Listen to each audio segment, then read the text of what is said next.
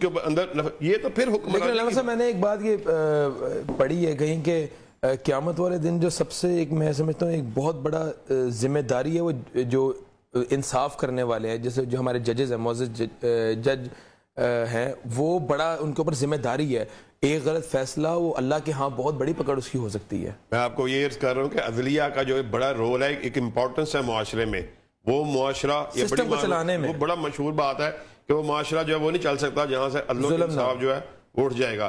نبی کریم صلی اللہ علیہ وسلم کے مشہور اقوال ہیں جو ہم نے بچپن سے چھوٹے سے ہوتے سے کتابوں میں پڑھتے ہیں. نبی کریم صلی اللہ علیہ وسلم نے کیا فرمایا تھا کہ جب بنو مخزوم کی فاطمہ نے چوری کی، چند اصحاب اکٹھے ہوئے، انہوں نے کہا کہ نبی کریم صلی اللہ علیہ وسلم ابھی اسلام نیا نیا نشو و نما پا رہا ہے اور بنو مخزوم یہ بہت بڑا قبیلہ ہے، اس کی فاطمہ کو اگر ہم نے اسلامی حدود اس کے اوپر ہاتھ کو لگایا گیا تو یہ بڑا ہمارے اسلام کے پھلنے اور پھیلنے میں بڑا مسئلہ پیش آ سکتا ہے. تو نبی کریم صلی اللہ علیہ وسلم کے وہ تاریخی الفاظ ہم نے بارہا سنے، لیکن جب سنے ایمان پھر تازہ ہو جاتا ہے. آپ نے کہا تم بنو مخزوم کی فاطمہ کی بات کرتے ہو، اللہ کی قسم ہے محمد کا لخت جگر ہو اور حضرت علی کی وہ زوجہ محترمہ ہو اور حضرت حسن و حسین کی مادر محترم ہو، فاطمہ بھی اگر چوری کرے تو اس محمد صلی اللہ علیہ وسلم اس کے بھی ہاتھ کو کاٹ ڈالیں گے.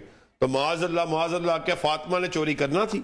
بات کو سمجھانا مقصود تھا کہ وہ معاشرہ جہاں پر عدل و انصاف کو صحیح طرح قائم نہیں کیا تھا، اس معاشرے میں پھر انسانیت ختم ہو جاتی ہے، پھر صرف حیوانگی ہی پائی جاتی ہے. آپ سے ہم نے عدل و انصاف کا پروگرام کرنا ہے.